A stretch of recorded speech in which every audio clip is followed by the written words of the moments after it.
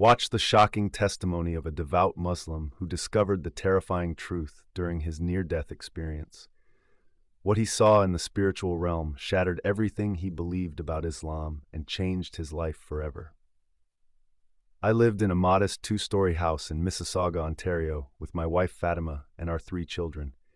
At 52, I was content with my life as a respected member of our local mosque, where I served as a volunteer Islamic studies teacher.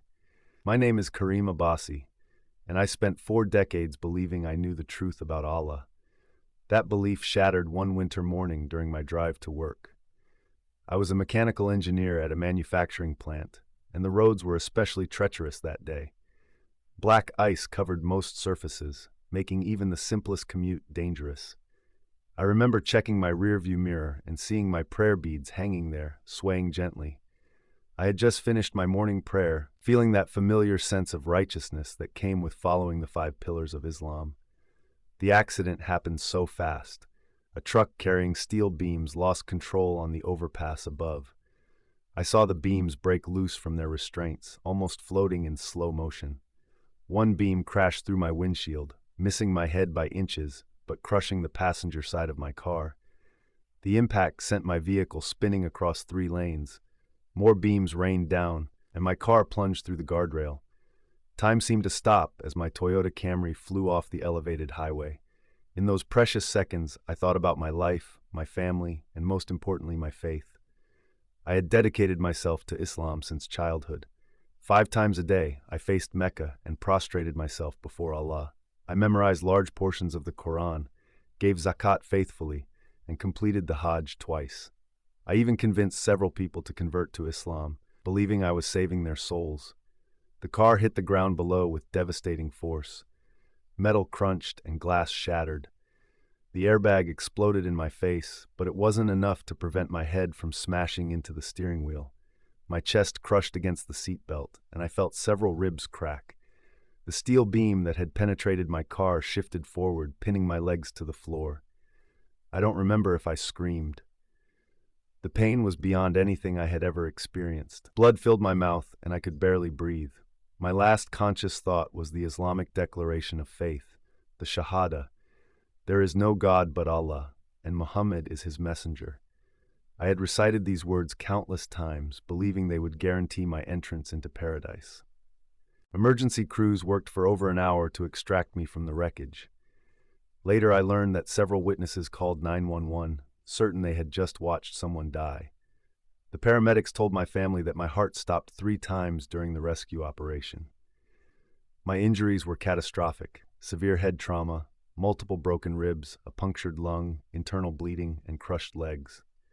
As I lay dying in that mangled car, I had no idea that what awaited me on the other side would completely shatter my worldview. Everything I had believed about Allah, about Muhammad, about Islam, it was all about to be exposed as a lie. But at that moment, as my consciousness faded and death approached, I was still a devoted Muslim, expecting to see the Islamic paradise I had been promised. Little did I know that my real journey was just beginning. The truth I would discover during my near-death experience would force me to confront everything I had built my life upon, and nothing would ever be the same again. The moment my heart stopped for the 3rd time, everything changed.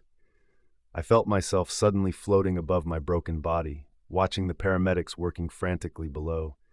Their voices seemed distant and muffled, like I was hearing them through water. I could see every detail with perfect clarity: the twisted metal of my car, the blood-soaked airbag, and my own lifeless face, pale and still. I wasn't afraid. Instead, I felt an overwhelming sense of peace, completely different from the false tranquility I used to feel after Islamic prayers. This was real, pure, and absolute. The physical pain that had been crushing me moments before completely vanished. A tunnel of light appeared, but it wasn't like the stories I'd heard at the mosque about the Islamic barzakh, the barrier between earthly life and the afterlife. This light was alive, conscious, and filled with a love so intense it defied description. As I moved toward it, I became aware of a presence, ancient, powerful, and wholly beyond imagination. I expected to see Allah as I had imagined him, distant, demanding, ready to weigh my good deeds against my bad. I had spent my life trying to earn his approval through endless prayers, fasting, and rigid adherence to Sharia law. But what I encountered instead shook me to my core. The presence revealed itself, and I instantly knew I was in the presence of the one true God, but not the Allah of the Quran. This was nothing like the deity Muhammad had described. There was no stern judge demanding submission and threatening punishment. Instead, I encountered pure love and truth that exposed every lie I had believed. In that moment, all my Islamic teachings crumbled. I saw Muhammad for what he really was, not a prophet, but a man who had deceived millions. The Quran's descriptions of Allah suddenly felt hollow and false, like a child's attempt to describe the ocean without ever having seen it. The true God before me was infinitely greater, more loving, and more personal than anything Islam had taught me. Images began flooding my consciousness. I saw countless souls who had been led astray by Islamic teachings, believing they were following the true path but actually walking in darkness. I witnessed the spiritual reality behind the Islamic faith, a system of control built on fear and false promises. But I followed everything perfectly. I tried to protest, thinking of my decades of devotion. I prayed 5 times a day. I gave zakat. I completed the Hajj. I memorized the Quran. The divine presence responded not with words, but with pure truth that bypassed language. I understood that no amount of religious rituals or good works could bridge the gap between humanity and God. The Islamic concept of earning paradise through deeds was exposed as a hopeless endeavor. However, I was then shown a path, a narrow way, illuminated by the light of grace. I saw Jesus Christ, not merely as a prophet, but as the Son of God who had sacrificed himself for humanity's salvation. He extended his hand toward me, and in his eyes I saw the fulfillment of all righteousness. I realized that salvation comes through faith in Jesus Christ, but it doesn't end there. I was shown the importance of the sacraments, baptism, communion, and other sacred rites, as means of grace that nurture and sustain one's faith.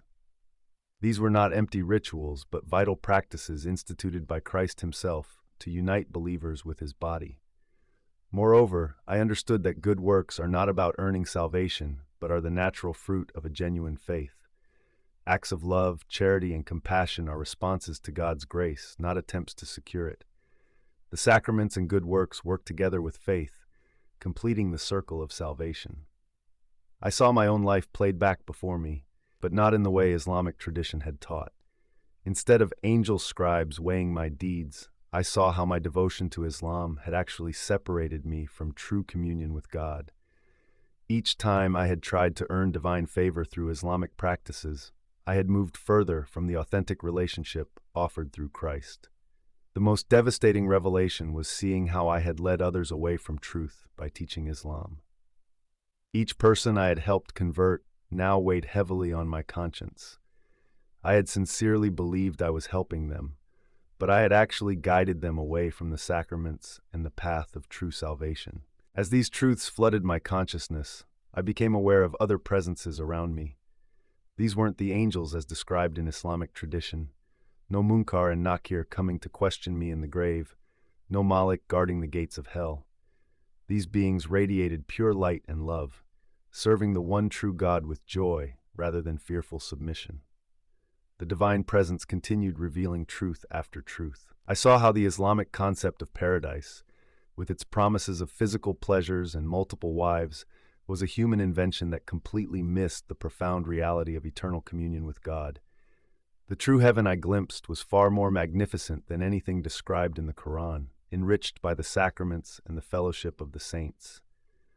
Most shocking was the revelation about Jesus. In Islam, we believed he was just a prophet, less important than Muhammad. But now I saw him in his true divine nature, one with the Father, exactly as Christians had always claimed. Every verse in the Quran that denied his divinity stood exposed as a lie. The presence showed me how Muhammad had twisted and distorted the truth about Jesus.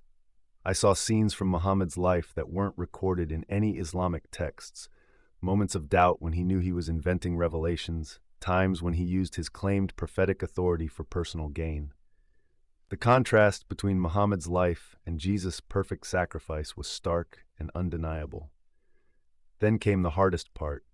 I was shown the reality of hell. It wasn't the Islamic description of physical torments, but something far worse: eternal separation from God's love and truth. I understood with terrible clarity that this was the destination for those who rejected the true path, neglected the sacraments, and ignored the call to good works. My heart broke as I saw countless Muslims sincerely performing their religious duties, believing they were earning salvation, while actually moving further from the truth with each ritual.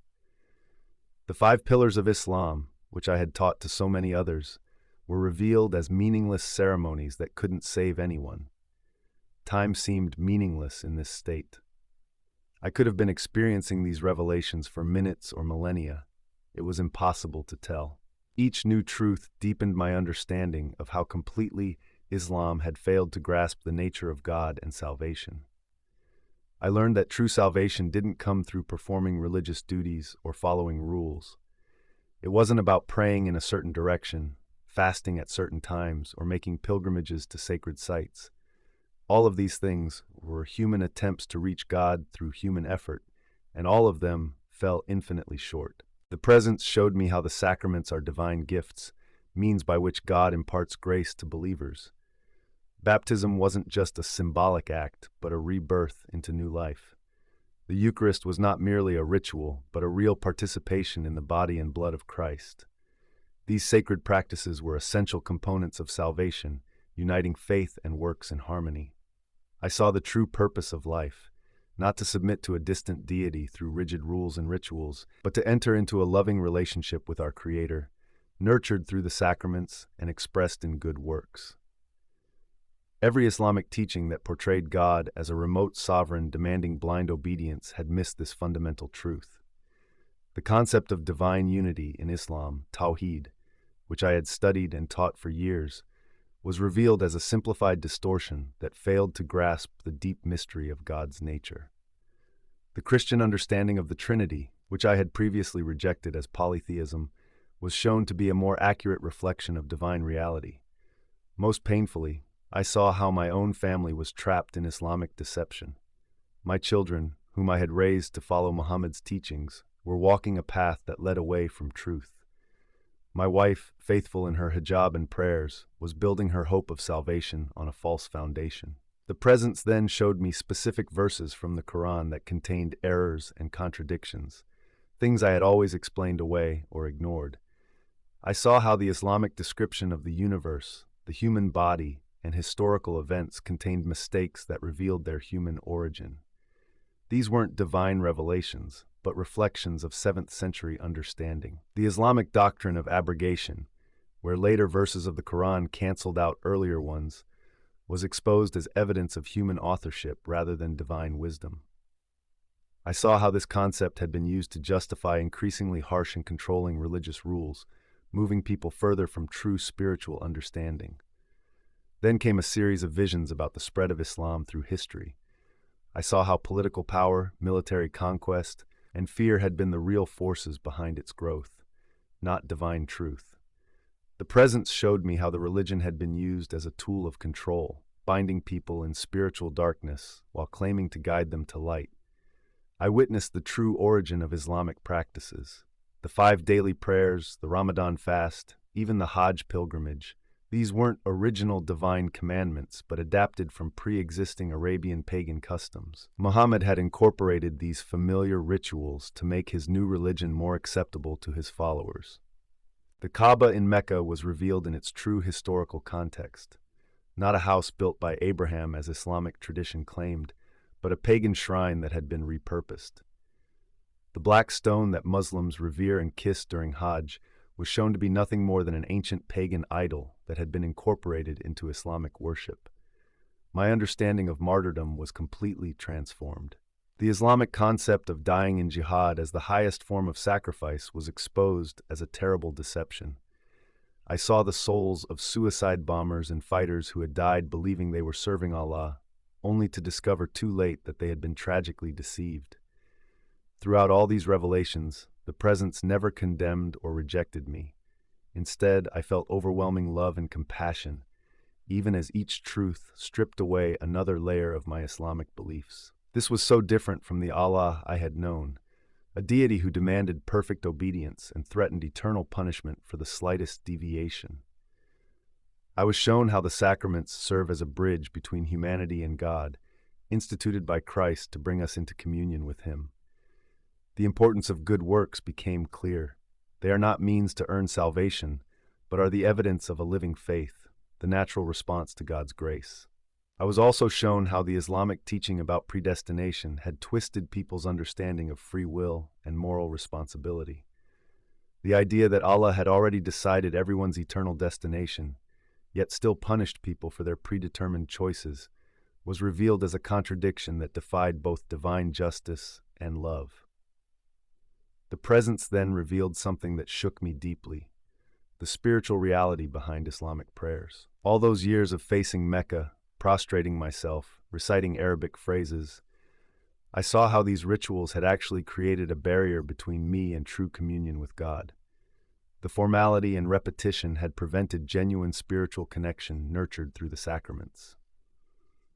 Most disturbing was seeing how the Islamic teaching about women reflected human prejudice rather than divine wisdom.